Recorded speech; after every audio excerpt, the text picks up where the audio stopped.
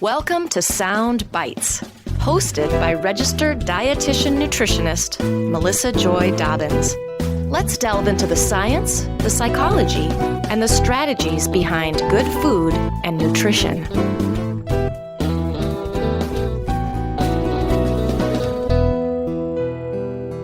Hello and welcome to the Sound Bites podcast. Today's episode is about why smart people make bad food choices, the invisible influences that guide our thinking. We're going to be talking about the mindscape and the foodscape. My guest today is Jack Bobo. He is a food futurist and the author of the new book, Why Smart People Make Bad Food Choices. Jack spent 13 years at the U.S. Department of State working on global food policy and has degrees in psychology, chemistry, biology, environmental science, and law. Welcome to the show, Jack. It's terrific to be here. Thanks for having me. Well, I should say welcome back to the show, Jack, because this will be your fourth appearance on the Sound Bites podcast. I feel so lucky. Thank you. You have won the prize. I believe you are the most frequent guest. And I will put links to your other episodes in the show notes for everybody if they want to check that out. But you've been on episode 146, 132, and as far back as 43, talking about the future of food and all of these sort of behavioral insights. Always a fun conversation with you. So I'm really looking forward to hearing more about this new book. But before we jump into that, I'd love for you to share a little bit more about your background and the work that you do, and especially, your work at the U.S. Department of State, because I feel like that has really influenced your current work right now. Yeah, absolutely. It's great to be here. So going back to my State Department days, I tell people that I probably had the best job in the U.S. government. I spent a few years working on food policy in Africa, then Asia and Europe. But then my last job was traveling and giving speeches. So I had sort of an unlimited travel budget. I could travel anywhere in the world and just talk about the future of food, the role of science, and how do we better communicate with the public. And it was during that time that I got to travel to all of these different countries and visit research centers and universities and meet with startups and talk to these people and other places and really understand the global food system and some of the challenges that we face and some of the needs we have for innovation, but also just how do we better communicate with people so that they'll stop being less fearful of our food and can go back to a time when we really enjoyed and embraced the food we were eating. Mm-hmm. Well, I feel like, I've been following your career ever since I met you several years ago at a conference and heard you speak. And I was just really intrigued by some of the ideas and concepts you shared at that first conference and ever since then. So I've been following your work, and I feel like this book is really sort of this culmination of the work that you've been doing all of these years, and I'm just really excited for you. And of course, there's a lot in the book, and of course, we're going to recommend that people check it out. But I would like to give people a really good taste of what they can find. And I know that there's certain questions that I have, but I'm also curious about what some of the most interesting concepts that you want to share. So we'll have a robust discussion about that. But as I said, the title of the book is Why Smart People Make Bad Food Choices, the Invisible Influences That Guide Our Thinking. And it's broken down into three parts. The first part is the mindscape. The second part is the foodscape. And then the third part is transforming the foodscape. So let's start off with maybe a little bit more about why you wrote this book and who it's really for, because I think that that's important. Yeah, thank you. And so I think that there are a couple of audiences for the book. I think that it could be useful for those who are wondering, why is it so challenging to stick with a diet or to achieve our health goals? So it's definitely not a diet book. There are dietitians like yourself that are out there with, great information. But, my question was, well, what are the mental challenges that keep us from taking the advice that we should and listening to the people that know their stuff? And so that was really the genesis of it, was, trying to understand why we sometimes make these bad choices. And we can talk about lots of examples of those. But then understanding that diets are generally not working and that, we have all of this great nutrition information that's currently available. I began to wonder if it wasn't a personal issue, but, are there bigger forces at play here? And that led me to sort of explore the history of the obesity epidemic in America and to understand how did we get here and what might we be able to do about it in order to get back to a place where the food environment was leading to healthy outcomes by default instead of sort of the unhealthy outcomes that we're dealing with today. Yeah, like making the healthy choice the easier choice. Some of those things we've talked about on the show before. And of course, as the guilt-free RD, because food shouldn't make you feel bad, I have to say, it's a great book title. But when we're talking about bad food choices, of course, all foods fit. And each single decision or choice that we make does not define our diet or our health. But when you put them all together, and you mentioned the obesity epidemic, and that's really the underlying idea for this is, we've got an epidemic, we're going in the wrong direction. This clearly is not just an issue of willpower, which I talk about on the show a lot, but again, that environment.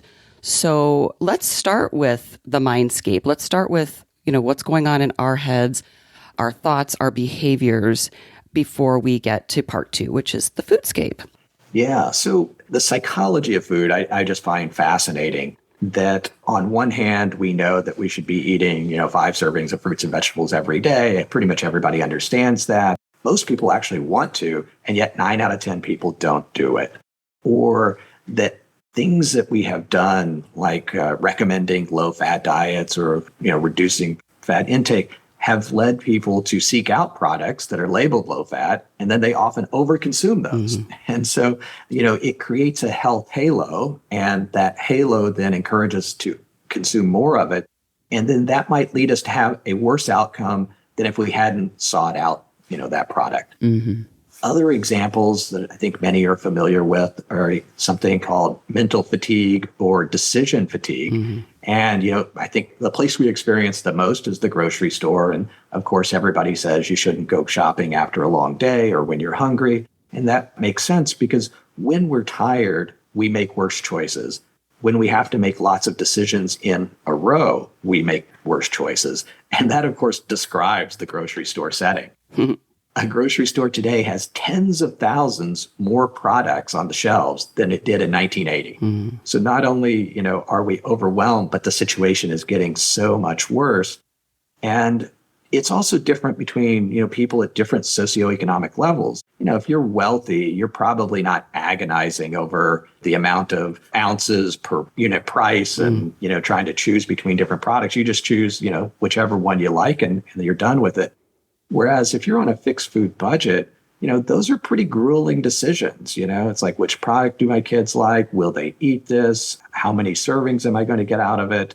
All of these different things. And so it's not surprising by the time you're finishing up your shopping that, maybe you're throwing things into the cart that you had no intention of doing, but maybe you feel like you should reward yourself for, the grueling experience. Maybe you just forgot that wasn't on your list. And so, that mental process is getting in the way of sort of what we intended to do. And so when I say smart people making bad food choices, it's really from a personal perspective. Do people feel like the choices they're making are the choices that they intended to make or that they would have liked to have made? Great distinction.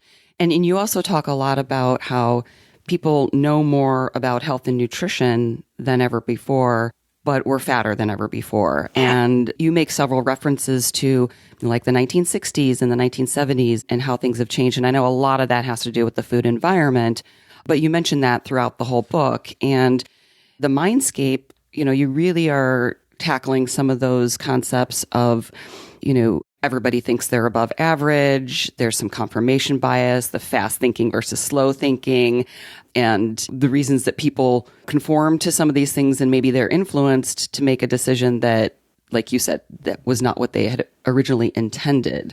So can you talk to me a little bit about this intellectual humility and when you say smart people change their minds?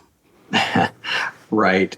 It's interesting when you ask people, it's like, are you open-minded? Everybody raises their hand.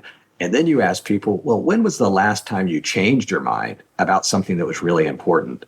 And, the fact is for most of us, it's actually pretty tough to remember the last time we changed our mind about something that was sort of critical to our core being. And when we're young, we're encouraged to change our minds, to challenge our assumptions. But, as we get older, we become more fixed in our beliefs because our beliefs define who our friends are, which, tribe or group we're a part of. And so it does become more difficult to do that. And that's one of the reasons why when, people in our group, start following one diet fad, well, we all jump on board because we want to be part of that community, even though we know that, the last diet fad didn't work for me. And, what's the reason to believe that the next one will?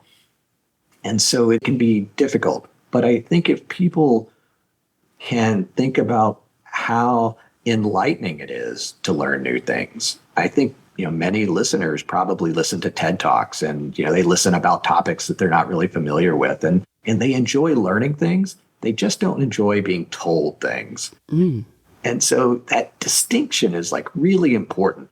How do we lead people to knowledge instead of beating them up with science? Right. Absolutely. And speaking of science, you have 92 citations in this book. You cite a lot of research studies, and you're kind of a storyteller with those because you're giving some really interesting examples of why people are conforming to fit in that group, or they think, well, the group is better informed than I am, so they question themselves. They don't trust themselves. So one of the things that really stood out to me, because I think we've talked about some of this on the podcast before, but of course, there's the naturalness bias, and you mentioned decision fatigue and the health halo effect. But some of what really stood out to me is, you say fear does not lead to healthy eating. And I feel like that would be a great title for a book. Can you talk a little bit about what one of the chapters is called the Snob Effect? And there's a few different concepts within that I think are really fascinating that we haven't talked about on the podcast before. Yeah. And there are a few different ways of discussing it.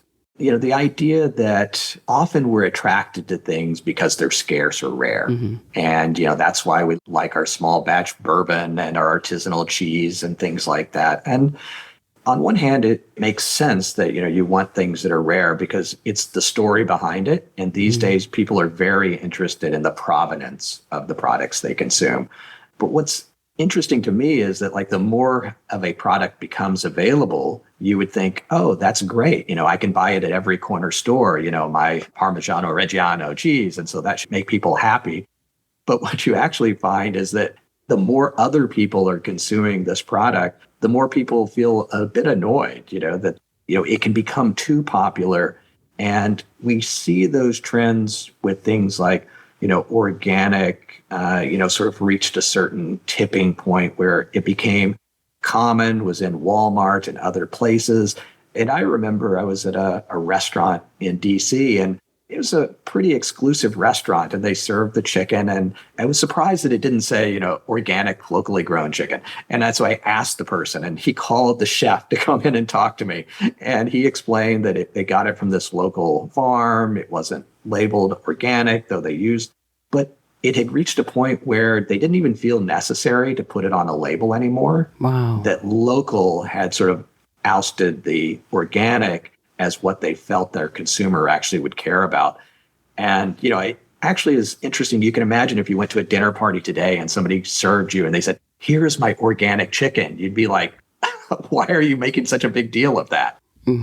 But if you said, oh, this is actually from a local farm, people would be like, oh, really? Where is that? And all of a sudden you would be in a conversation. And so that familiarity can sometimes lead the people to be less interested. And one of the challenges with this is that it can actually make you avoid products that you actually enjoyed before just because they're popular. And, at that point, it actually begins to detract from your happiness, the snob effect.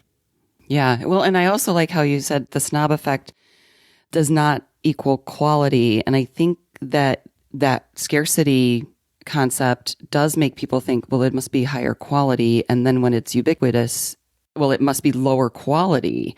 It's like these mind games that we play, and we're probably not even aware of half of these insights that we're sharing. Well, think about it. Now we go out and we buy glasses that have air bubbles in them and, look a little deformed. Whereas, 100 years ago, people were delighted that, this manufacturing allowed us to have glasses that didn't have air bubbles and didn't, we'd look for those things. Or, you go into a restaurant and instead of having sort of house lighting, you use candles. Well, we use candles because, there was a time when rich people had electricity and poor people didn't. But then as soon as poor people started getting electricity, rich people started using candles. We created this concept of ambiance to address the fact that everybody could afford electricity. Right. And you mentioned how organic has gone mainstream. And I read in the book that once that happened, you would think that it's more available. The purchases would continue to rise, and maybe even exponentially because it was so available. But then actually the fact is that the consumption or the purchases declined. Right. They slowed, the growth slowed. The growth slowed. Okay. Yeah. There's a difference there. Right. And, right now people are talking about sustainable and regenerative, but, they're sort of looking for that next term that will have the cachet that organic once did so that, again, we can, pursue something like that. And that's what people do. So, there's nothing wrong with it, but we should be aware of when we're being sort of influenced by some of this. Right. And to your point, again, this is not a judgment issue. We're not pointing fingers at anybody. We're saying we need to be aware of our own cognitive biases and processes that could be those invisible influences. And, I think a lot of this comes down to marketing. You say in the book, from superfoods to clean eating, we are seduced by marketing pitches that inevitably fail to deliver lasting results. And I know you are not anti-food industry. We're not saying the food industry is bad. There are reasons for marketing, and that might lead us into the foodscape section of the book. But it's just interesting to, again, emphasize that the more aware of these things we are, the more conscious decisions we can make. Absolutely. And that's what it's about. It's not about demonizing any particular food or any particular organization. I think many companies are giving the consumer what they want. And, our minds and our environment are sort of conspiring against us to make us fat. Right. And we're going to talk about that. But one more thing I wanted to highlight or have you explain a little bit more from the Mindscape section is the idea of mental shortcuts. And you and I have talked about this on the show. I've talked about it with Dr. Jason Lusk and other experts. But I really think that that's something that the audience listening can relate to. So let's talk about some of those mental shortcuts. And you have this baseball and bat math problem that you've shared on the show before, and that speaks to the thinking fast and slow or our lazy brain. And it's not just people are bad at math, but that's an illustration that you could share with us too. Yeah. So the idea is that there's so many things going on in our lives that, we can't possibly commit the mental energy to really thinking through every decision we make. And so our brains are designed to use these heuristics or mental shortcuts to answer a problem that they're familiar with. And 9 times out of 10, it helps us to solve a problem, and it's probably the right answer. And we didn't have to sort of stop and do the mental arithmetic. And so the example I often give is something called the bat and the ball problem. And it's a simple math problem. Any fifth grader can get it right. Only 80% of people will get it wrong. But don't worry, the smarter you are, the less likely you are to get it right. So the setup is that a bat and a ball together cost $1.10. The bat cost $1 more than the ball. How much does the ball cost? And most people are probably thinking 10 cents. But if the ball cost 10 cents and the bat cost $1 more, well, then the bat would actually cost $1.10. Together, that's 120. Not our answer. The answer, of course, is that if the ball costs 5 cents and the bat cost $1 more, that would be $1.05. Together, it's 110. We can all do the math, but the obvious answer is not the right answer. And that's what's happening every time we go into the grocery store. We're walking down the aisles. We're making these snap decisions that we're actually confident that we're right about. And often we are just absolutely off base. But because we don't stop to do the math, we don't even realize how many times we're not making the decision that we would have if we'd put the mental effort into it. Right. And can you speak briefly too about the thinking fast and slow? This comes from Daniel Kahneman, And I know, again, it's a topic that I've discussed on the podcast before, but for people who haven't heard that, I'd love for you to tell a little bit about that. Yeah, so Daniel Kahneman, winner of the Nobel Prize for Economics, even though he's a psychologist, and he had this idea with another colleague, Amos Tversky, that there are two parts of our brain. There's a slow thinking part, which is the part that does sort of the heavy lifting and mental thinking, and there's the fast thinking part of our brain that really is making snap decisions and getting us through our day. And so what they call system one and system two.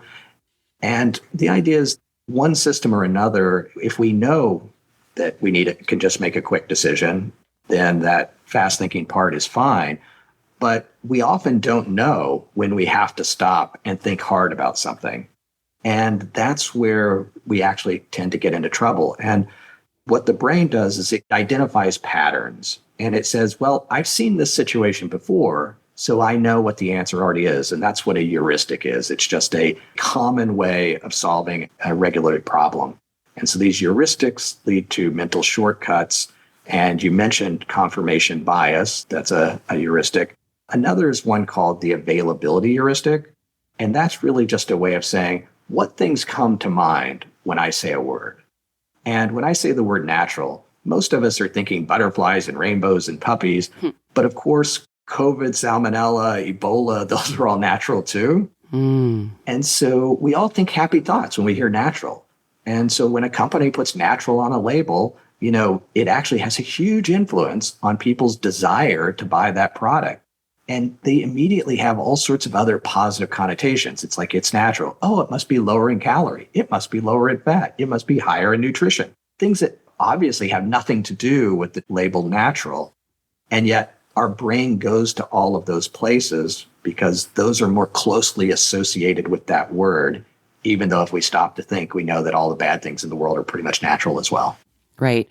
I think you used this example in a previous interview, driving versus flying. Of course, maybe people are starting to fly in airplanes now, but I haven't taken that step yet. But how we feel like, well, I'll let you tell it. Like, why do we think flying is more dangerous than driving?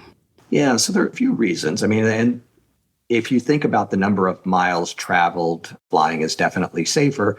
But for most people, a traffic accident where somebody's injured is a very common event. So we don't worry so much about things that happen all the time. We just become numb to those things. But also a plane accident is a very vivid problem, accident or something to occur. So we remember when there's an important plane crash. And so if somebody to ask you, what's more common, plane crashes or a car, which one is riskier, you can think of lots of examples of plane crashes, but you really can't think of too many examples of serious car injuries. And so it's that what things come to mind when you're thinking about risk. And so the bigger the risk, the more vivid the risk, the more we worry about that risk. And just to give a food example, if I were to say that something can cause cancer, that's going to send a red flag to everybody, that something can cause cancer. But just because something can cause cancer doesn't mean it does cause cancer as normally consumed. Those are two different concepts. One is about hazard, can it cause a problem? And the other is about risk, does it cause problems? Right. And regulators are worried about risk, but consumers mostly respond to hazards. Right. And I've used the example that I learned from you about, well, it could be a tiger or a snake, but I actually shared this with my 13-year-old son the other day, and he loved the concept. It's like hazard versus risk. So you've got a tiger in the wild or a tiger at the zoo, right? The tiger in the wild is a risk. Wait, I'm going to get this backwards. Yeah. You're okay. You tell it. I usually use the shark in the ocean because I don't see too many tigers. Right. Which is that a shark in the ocean is a hazard. When you're swimming in the ocean, it becomes a risk because of the exposure to that hazard. Perfect. Thank you. That does make more sense. Yeah. And then there's a concept that you and I probably talked about before, which is also the distinction between risk and perception of risk. And, we're often dealing with that perception of risk. And, I always describe, instead of hazard times exposure equals risk, that it's hazard times media exposure equals perception of risk. Yes, exactly. And I'm glad you used a food example, because I was going to ask you to do that. And I do think we see this a lot with food and that perception of risk. And we remember the negative things. And I think you say in the book, we worry about what people tell us to worry about, AKA the media. Yeah, and it's unfortunate because every year the Environmental Working Group comes out with the Dirty Dozen list of the fruits and vegetables with the largest number of pesticide residues. And, I think we all want to reduce our exposure to pesticide residues. That seems like a very good thing to do. But from a psychology perspective, people often don't remember what's on that list. And so they might go to the grocery store and say, you know what? I heard a lot about pesticide residues. I'm just going to avoid fruits and vegetables. And there's actually research to show that particularly lower income individuals are discouraged from buying any fruit and vegetable because of concerns like that. Yes, the negative messaging just makes them say, well, I'm just not going to buy any. Right. I have actually an episode solely dedicated to that topic. And so I'll link to that in the show notes and some resources there for people. Definitely the Dirty Dozen is not reputable list, and the Environmental Working Group, as lovely as that name sounds, has been very criticized for their lack of scientific basis. And there's some overlap here with the mindscape and the foodscape. But one more thing that I wanted to address before we dive fully into the foodscape is kind of something that you talked about at the beginning of the book. And I think it's one of the first things I said, how everybody thinks that they're above average, and this intellectual humility. And I don't know if this is the same thing or similar to the Dunning-Kruger effect with this, we're overly confident with our knowledge. But I do think it's really important to kind of take a step back and say, why are we even talking about this? Yeah, well, I think that humility is how we are able to change how we think about things and make better decisions. If, we feel like we already know the answer, we're not going to ask too many questions. And given that, obesity is 42% of Americans today, we're on our way to 50% by 2050, we do need to do things differently. Mm-hmm. And we need to be willing to challenge the status quo and challenge our own thinking. And it's not about, proving people wrong. I think that most people have the best of intentions with what they're promoting, but we look for silver bullets when, sometimes things are both simpler and more complex than we believe. Mm-hmm. And, when it comes to food, we're out there searching for an answer, even though I think most of us know that we need to eat more fruits and vegetables, eat less, move more, but that's just hard. But there's not going to be a food that's going to solve that problem. It's going to be, how we behave. And, that's really what led me to the second part of the book was I just didn't feel like people should feel like they're in this alone, that, it's not anybody's fault. So much has changed over the last 40 or 50 years that, we're just not dealing with the same challenges in terms of eating, the right mix of foods today. And that it would just be nice to find a way to make it a little bit easier. Mm-hmm. Right. That food environment. You talk about how in part 2, you're looking at the many ways our food environment exerts this invisible influence, guiding our choices, often in unhealthy directions. And one of the things that we already talked about is trying to make the healthy choice the easy choice. And one of your chapters is choosing healthy foods is hard. And that kind of, I think, sums up the whole environment. But you have some specific examples, and maybe one that we can dive into would be the limits of labels, the food labels. Right. Well, maybe before we do that, let me at least tell one story about how we got where we are today, because that was where I started when it came to the food environment. Because you look around and you see these enormous portion sizes and supersized and everything. And I kind of wondered, it's like, well, what were things like before and why do we have this? And when I was doing that research, I came across one man who in many ways is the father of the supersized movement. Mm-hmm. And he's like the mad genius who's responsible for all of these supersized portions in the world today. And that all goes back to David Wallerstein in the 1960s. And he was a manager of a movie theater chain. And his job was to get people to eat more popcorn. And he tried all sorts of things to convince people to for one offers, and people would not go back for a second bag of popcorn. And so he eventually thought, well, maybe the reason people won't go back is that, they're embarrassed.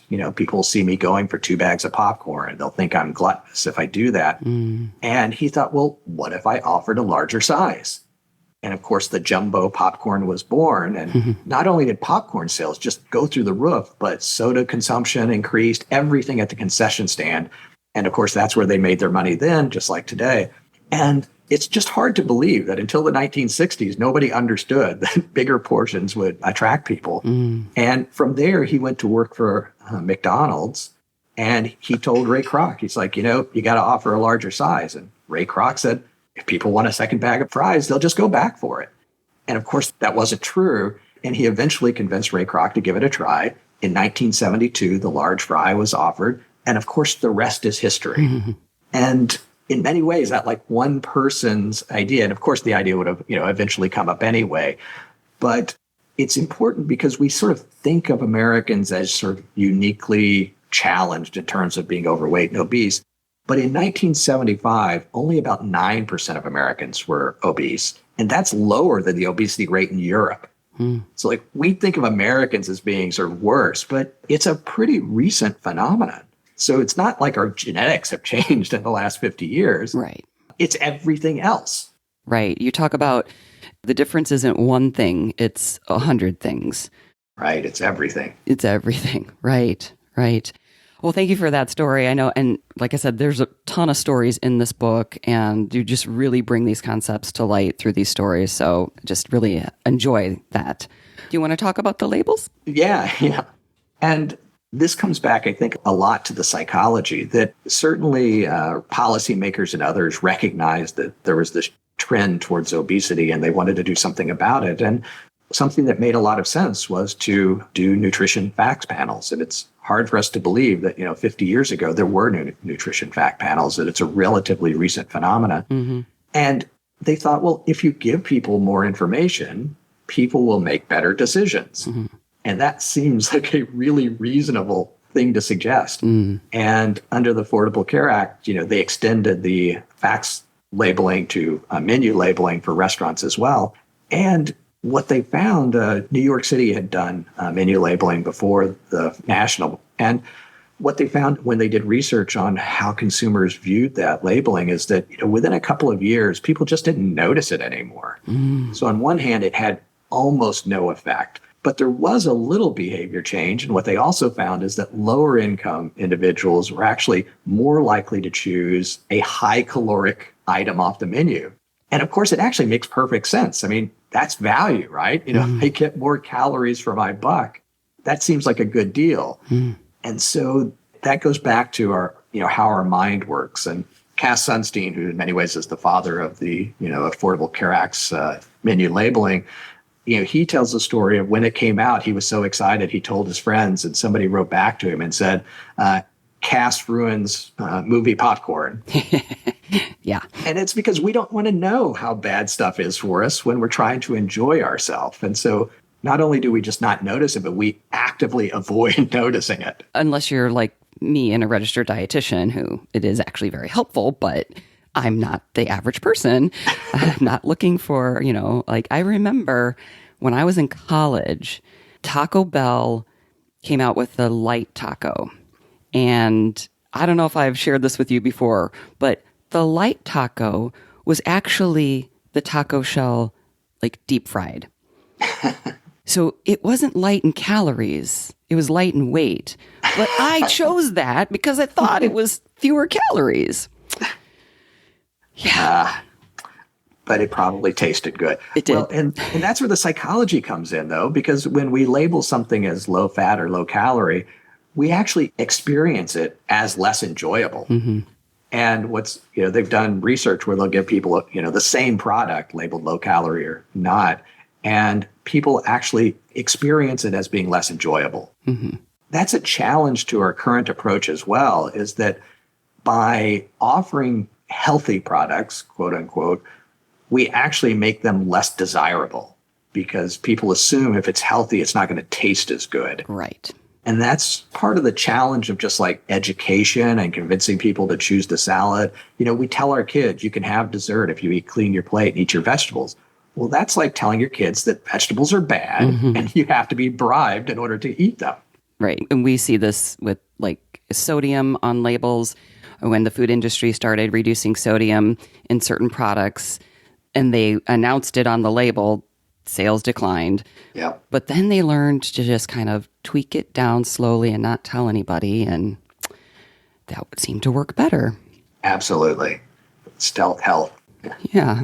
So, we're talking about the foodscape and, you come from this background of policy. So I'd really love for you to enlighten us on what you've learned and what kind of your vision is about the food environment, policies, but also personal choice and, again, making healthy choices the easier choice. Yeah. So I was really influenced by the book Nudge by Richard Thaler and Cass Sunstein. Mm-hmm. And it's a book that talks a little bit about the history of behavioral economics, and they draw a lot on the work of Daniel Kahneman that you mentioned before. And their idea was that people can be nudged to do the things that we would like them to do, and that generally that they want to do, without sort of trying to force them to. And that good policy is really policy that helps people to do what they want, but doesn't force them to do that. Mm-hmm. And I think that's a really great idea. And examples that they use are if you go and you start a new job today, you will probably get some paperwork that indicates whether or not you're going to participate in the company's 401k policy. And pretty much every company today, you are enrolled in the program when you join the company, unless you make an active effort to not be. Maybe it's just unchecking the box for it, or maybe it's, sending a letter or a note. But if the default is to participate in this program, there's wildly greater participation in that program, even if it's only checking a box to undo it. And that's what I think creates an opportunity when it comes to food. How can we make the healthier choice the default? So defaults are just incredibly powerful.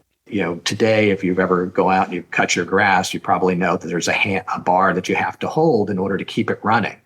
That's because the default position is for the motor to be off or the blades to not be running. And, that avoids accidents. And so, little nudges, it's not a problem. It doesn't undermine anybody's quality of life to have to hold that handle, but it had a big impact on reducing injuries. Mm.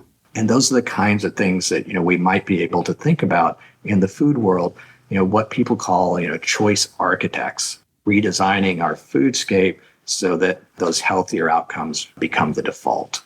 Right. And I love that word default. Because from a behavior change standpoint, we know that setting up routines, trying to make fewer decisions because of that decision fatigue, like for me, Thursdays are ballet, Fridays are karate. I don't have to say, oh, well, I'm going to exercise today. What am I doing? That really supports healthy behaviors. So I love that default concept. You talk about reshaping our food environment so that it no longer works against us, but works for us. So I'd love to hear some specific ideas or examples that you've seen in your research on different food environments, whether it's the workplace or grocery stores or restaurants. I'd love to hear a story. Yeah. So I think some people will be surprised to find that I have a chapter in the book about Google. It's not necessarily a company people associate with food or food choices, but they have actually done some really amazing work. And a lot of it started with Michael Bacher, who came from the food industry. He used to work for big hotel chains who wanted to set up fancy restaurants in their hotels, and Google lured him away to come and help them feed their 200,000 people a day. And what he found is he created these amazing restaurants, and people started gaining weight because they had access to just amazing food all the time. And so he spent a lot of time trying to figure out, well, how do we help people to make healthier choices without denying them this amazing food? And that led him to behavioral science and behavioral economics. And the power of Google is that it understands data. And so they took all of this behavioral science research and they applied it to their own employees in the cafeterias around the world. And so they did a lot of interesting things. So, soda consumption, obviously everybody loves free soda, but sometimes if it's free, we can drink too much of it. And so they took the soda and they put it in the lower refrigerator in the options behind frosted glass. And then they had sort of the spa water all over their facilities and then the sparkling water and other things above that in clear glass. So they just made it slightly more difficult to access, the higher calorie option. Other things that they did is they looked at how much snacking people were doing. And what they found is that the closer the snack station was to the coffee station, the more people snack. And the behavior is that you go to get your coffee and it takes about 45 seconds to make that cup of coffee. And so if the snack station is 6 feet away, you will grab a snack. If it's 16 feet away, well, you're not going to leave your coffee because that could be in somebody else's way and they're going to think you left. And so it just dramatically reduces snacking. And most people, of course, they wouldn't even notice. They wouldn't even think. It's like, oh, shoot, I want to walk over there, but I'm just too lazy to do it. And so it's just that gentle nudge. Or M&Ms, who doesn't love free M&Ms, but they put them in an opaque jar so that every time you go past the snack thing, you don't have to create that, that mental fatigue of I'm not going to stop and grab a snack, because you don't see or notice it. Mm-hmm. And they also chose to only put one color M&M in the jars at any given time. Because again, there's research that says, if you've got like a diversity of color choices, even though they all taste the same, mm-hmm. people get a bigger scoop. Because, I want to make sure that I get the yellow one and the brown one. And so, just little things like that they've done. And of course, because they're feeding, 200,000 people 1, 2, or 3 times a day, at least pre-COVID, there's a lot of power behind all of that data. And they've been working with different organizations to scale some of these ideas. The food service company that works with them is Compass Group. And so Compass Group has been trialing these ideas as well. And then they're taking the ideas from Google and then they're taking them out to the hospitals and schools and company cafeterias where they operate. So it's really a test bed for behavioral science interventions through a broader community. And so other areas, like just how you label things at the buffet. One of the organizations that's done a lot of work in this area is the Better Buying Lab, which is part of the World Research Institute. And what they did is they tried things like if you have low-fat black bean soup versus something like Cuban black bean soup. Well, Panera did some trials with them, and they found that people dramatically increased sales of Cuban black bean soup because that sounds like something that's going to be tasty versus low-fat black bean soup, which sounds like, I'm going to suffer if I have to buy that. And so, all of these different nudges work together. You put the healthiest stuff at the front of the line so that people fill up their plate before they get to the least healthy things. You offer desserts, but you don't offer 4 desserts because then people want to try a little bit of each. Mm-hmm. And so, you're not denying people options, but you're creating an environment in which people are more likely to get that healthier outcome. Interesting. And you talk about, the foodscape is our own personal food environment as well, which I talk about on the show all the time. But in looking at your bigger vision for scaling these types of interventions, interventions. Tell us about your vision, and that's part of the purpose of this book, is to scale these solutions or interventions into the bigger foodscape and food environment. Part of the goal of the book is, one, to raise awareness of all the amazing work that's happening out there. And I think most people are just not aware of how many different initiatives are sort of moving in the same direction, but they're mostly uncoordinated right now. It really surprised me that people that should have known each other just didn't.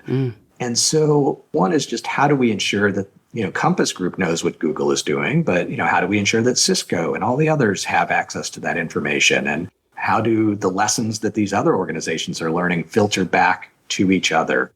How do we ensure that, there's that coordination?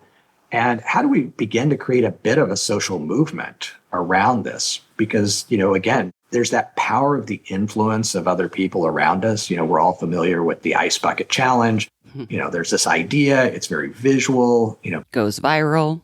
exactly. And then all of a sudden, everybody understands it. And so, what would it take to begin to create some of these viral moments with our foodscape to change behavior in a way that's fun and engaging and positive versus, oh, I have to do this, so I guess I will. Interesting. And that brings me to the question about the 4 Ps of behavior change, because I think that if you could explain that, it will help us share your vision, maybe. Yeah. And so some of this comes out of the work of the Yale School of Management's Center for Customer Insights. And that was a partner with Google in a lot of the work that they've done. And they wanted this sort of a framework to be able to help organizations to understand, how they might implement some of these changes. And the 4 Ps of behavior change relate to process, persuasion, possibilities, and person. And I'll explain just briefly each of those. Process interventions are really what we talked about before. It's about, changing the position of things on the buffet line or things like that to make it more likely for people to make the right choice. Persuasion is about the messaging that we use. And that's the difference between, the Cuban black bean and the low-fat black bean. So how do we use language to make the healthy option the desirable option? And instead of, trying to push information, we just know that doesn't work very well. The possibilities, well, that's about just making sure that healthy choices are options. If you don't have any vegetables on your plate, you're probably not going to eat them. And so if we can ensure that those options are available, that will just increase. But also that diversity. So instead of having one vegetable, if you have 3, well, in the same way that you're going to eat more snacks if they're diverse or more desserts if they're diverse, you will also eat more healthy food when it's a diverse. And so you're just creating those kinds of options. And that gets into some of the food deserts and whether or not people have access to healthy food and all sorts of aspects like that, we could go into as well. And then, there's the personal behavior as well. And those intentions are often good, but how do we get people to still make that choice? And, that becomes difficult because of decision fatigue and mental fatigue and all of that. And so we need to find ways of, using some of those behavior changes at the personal level as well in order to help people have some of the tools themselves in order to make those better choices. Well, very interesting, very thought-provoking. Is there anything else about the book or your work that you'd like to share with our listeners? Well, I think, the idea is really that people should understand that, these food choices are a challenge, but that it's really about how our food environment has changed, that there are things that we can do as society to have an impact, but there are also personal choices that we can make. And, I'm sure that you have talked about many of those on this program. And for me, it is a hopeful future because we didn't become obese by gaining, 20 or 30 pounds in 6 weeks. So the thought that we're going to lose that weight in that way is probably wrong. We gained 1 or 2 or 3 pounds a year over 30 years. And perhaps if we could begin to reshape our food environment, that we could begin to lose 1 or 2 or 3 pounds a year, and we won't even know what we did differently. It will just be that our food environment has subtly shifted and we're consuming a few fewer calories. Perhaps we're walking a little bit more. There's a part in the book where I talk about, just the community aspect of all of this. And my goal is to get us to a place where our food environment is working with us to make us healthier and we're just enjoying food more and we're not stressing about calorie counts and fad foods and other things all the time. And I think that it's a future that hopefully others will be excited about because I don't think fear is going to get us where we need to go. Yeah, absolutely. We need to embrace the positivity and the potential. Absolutely. Well, thank you so much. The book is available on Amazon. Anywhere else? It is available on Barnes & Noble and other sites as well, and should be in bookstores if people want to go check it out there as well. Awesome. And for everybody listening, if you need a little bit more Jack Bobo in your life, you can go to futurityfood.com. Jack is on Twitter, Instagram, Facebook, and LinkedIn. And of course, I'll have all of those links in my show notes at soundbitesrd.com, along with the 3 previous episodes that you can tune into. But definitely check out the book. There's a lot of science. There's a lot of stories. And I'm just really excited about it. Thank you for being on the show and sharing this with us, Jack. It's a wonderful opportunity. I really appreciate it. My pleasure. And for everybody listening, as always, enjoy your food or food environment with health in mind. Till next time. For more information, visit soundbitesrd.com. Music by Dave Burke, produced by Jag in Detroit Podcasts.